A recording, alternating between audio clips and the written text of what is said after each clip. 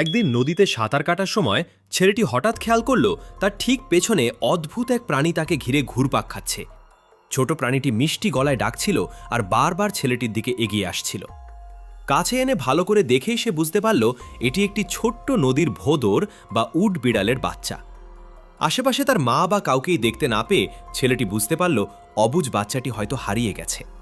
তাই আর দেরি না করে পরম মমতায় সেটিকে উদ্ধার করে নিজের ঘরে নিয়ে এলো। নতুন জায়গায় এসে ছোট্ট ভোঁদরটি প্রথমে কিছুটা ভয় পাচ্ছিল আর চারদিকে ফ্যাল ফ্যাল করে তাকাচ্ছিল। হয়তো খুব খিদে পেয়েছিল তার। ছেলেটি সাথে সাথেই পরম আদরে তাকে ফিডারে করে দুধ খাওয়াতে শুরু করে।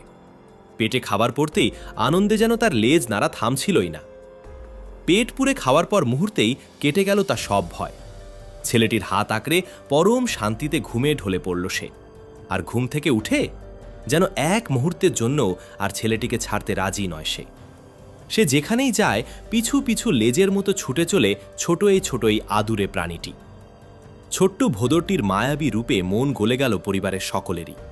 এমনকি যার পশমে অ্যালার্জি ছিল সেই মেয়েটিও তাকে কাছে টেনে না নিয়ে পারল না, নিজের হাতে যত্ন করে খাইয়ে দিতে লাগলো তাজা মাছের টুকরো।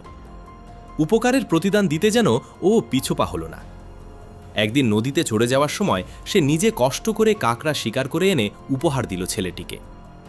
একটি ছোট্ট ভালো লাগা থেকে শুরু হওয়া সম্পর্কটি আজ পরিণত হয়েছে এক গভীর ভালোবাসার বন্ধনে। দিন শেষে এই নিঃস্বার্থ ভালোবাসাই যেন ভরিয়ে তোলে আমাদের জীবন।